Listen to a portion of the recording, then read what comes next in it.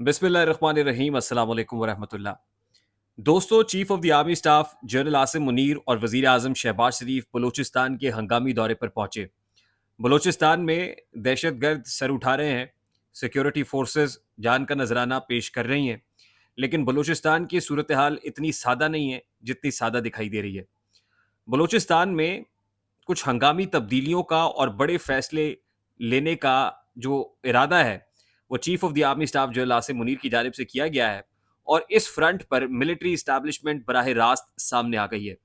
अब military establishment Balochistan के अंदर जो इंटरेस्ट ले रही है, ख़ास तौर पे एक तो दहशतगर्दी का बहुत बड़ा अफरीत है और साथ में माशी फ्रंट के ऊपर एक बहुत बड़ा मुआहदा है, जो रवां हफ्ते होने का इम्कान भी ज़ाहिर किया जा रहा है।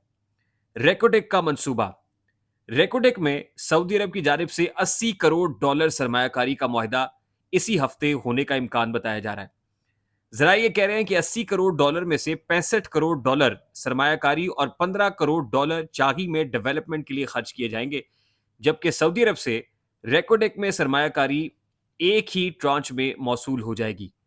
और जरा इस हवाले से ये भी कहते हैं कि 80 करोड़ डॉलर की सरमायाकारी का मुआहदा जो रवां हफ्ते होगा, तो आईएमएफ के एग्जीक्यूटिव बोर्ड से कर्ज की मंजूरी के लिए ये खासा मुमद्दो मुआविन भी साबित होगा। जबकि सऊदी अरब की सरमायाकारी और कर्ज रोल ओवर के बाद चीन भी जो कर्ज है वो रीशेड्यूल या रोल ओवर कर सकता है।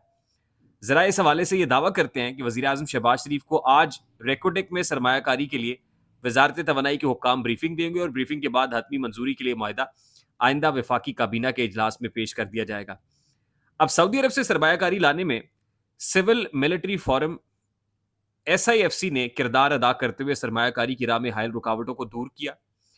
रेकोडेक में सरमायाकारी के लिए सऊदी अरब के साथ गुज़श्ता 8 माह से बातचीत चल रही थी और सऊदी अरब रेकोडेक के एक्सप्लोरेशन लीज ब्लॉक 6 और ब्लॉक 8 में सरमायाकारी करेगा, जबकि सऊदी अरब से रेकोडेक में मजमूई सरमायाकारी का तखमीना 10 अरब डॉलर्स तक लगाया जा रहा है। यानी जनरल आसिम मुनीर रेकोडेक मंसूबा और सऊदी अरब की जो इन्वेस्टमेंट है उसको लेके आईएमएफ से 7 अरब डॉलर सिक्योर करने की कोशिश करेंगे।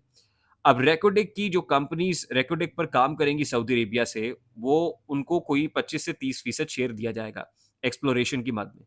और इसी मद में अगर ये मामला सिक्योर हो जाता है, तो 2 अरब डॉलर्स भी सऊदी अरब से आएंगे और सऊदी अरब से 2 अरब डॉलर्स आने से जो एक्सटर्नल फाइनेंसिंग गैप है, वो भी कवर किया जा सकेगा। अब ये जो डेफर्ड पेमेंट्स पर ऑयल लेने वाला मामला है, ये भी दिसंबर 2023 तक जारी रहा था। अब देखना तो ये भी है कि क्या सऊदी अरेबिया इसके बाद कोई डेफर्ड पेमेंट्स के ऊपर पाकिस्तान को ऑयल भी देता है या नहीं देता। लेकिन आपको जो तेज़ी इस वक़्त दिखाई दे रही है ख़ास तौर पे बलूचिस्तान के अंदर और जो मिलिट्री एस्टेब्लिशमेंट बहुत ज़्यादा इंटरेस्ट ले रही है बलूचिस्तान के फ्रंट पर, वो अब आपको समझ आ रहा होगा कि इसका ज़्यादातर जो ताल्लुक है, वो माशी फ्रंट पर है, इकोनॉमिक डोमेन के अंदर है और इसके इम्प्लीकेशंस इकोनॉमिक डोमेन में मुरत्तब होंगे। और फिर कुछ लोग तो ये इस तासुर का इज़हार भी करते हैं कि ये जो किया जा रहा है, इसमें कुछ लोगों का वेस्टेड इंटरेस्ट भी है, कुछ सऊदी अरेबिया के साथ जिस जिस कॉस्ट के ऊपर किया जा रहा है, कुछ परसेंटेज और ठेके। खैर हम इस बात पे नहीं जाते, ना ही इसमें कोई कन्फ्यूजन या बेचैनी बढ़ाते हैं। लेकिन ये अब बलूचिस्तान के लोग आवाज़ ज़रूर उठाते हैं। हमने देखा कि गवादर को हक दो तहरीक शुरू हो गई सीपैक में। उसके बाद महारंग बलोच या फिर बलोच यकजहती कमेटी जो है, वो ये कहती है कि बलोचों को रॉयल्टी भी नहीं दी जाती, बलोचों को हक नहीं दिया जाता और बलूचिस्तान के वसाइल पर बाहर से आके लोग काबिज़ हो जाते हैं। तो शायद यही वजह है कि पेशतर इससे कि बलूचिस्तान में कुछ लोग ये आवाज़ उठाएँ या इस तरह की तहरीकें शुरू हो जाएँ, तो लगता ये है कि बलूचिस्तान के अंदर मैसिव लेवल के ऊपर अब कुछ तब्दीली आएँगी ताकि किसी भी मुमकिना तहरीक या मुमकिना एहतजाज से पहले से ही बचा जाए, बंद बाँधा जाए और फिर सऊदी अरब को और जो चाइना है ख़ास तौर पे, जिनसे रोल ओवर हमें चाहिए, 12 अरब डॉलर मजमूई तौर पर रीशेड्यूल्ड कराना है हमने, उनको बड़ा लाउड एंड क्लियर मैसेज दिया जाए कि मिलिट्री एस्टेब्लिशमेंट खुद मैदान में उतर आई है। Chief of the army staff general Asim Munir और वज़ीर आज़म शहबाज शरीफ साहब ने बलूचिस्तान का दौरा किया है और उसके बाद हालात जो है वो यकसर मुख्तलिफ हो जाएँगे।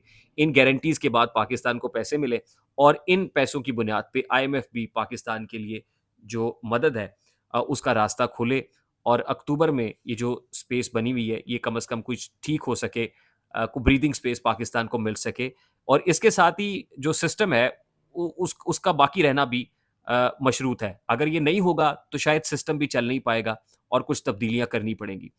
तो मेरे दोस्तों, ये बलूचिस्तान की सूरत हाल है। मुझे उम्मीद है कि जिस तरफ हमने निशानदेही की है और जो डिटेल्स आपके सामने रखी हैं, ये आपके लिए बाइस दिलचस्पी होंगी। अगर हों तो इस वीडियो को लाइक और शेयर कीजिएगा ज़्यादा से ज़्यादा, ताकि ये पैगाम ज़्यादा लोगों तक पहुँचे। और अगर आप इस प्लेटफ़ॉर्म एपॉलिटिकल पे नए हैं, तो हमारे चैनल को सब्सक्राइब कर लीजिए, बेल आइकन ज़रूर दबाइए।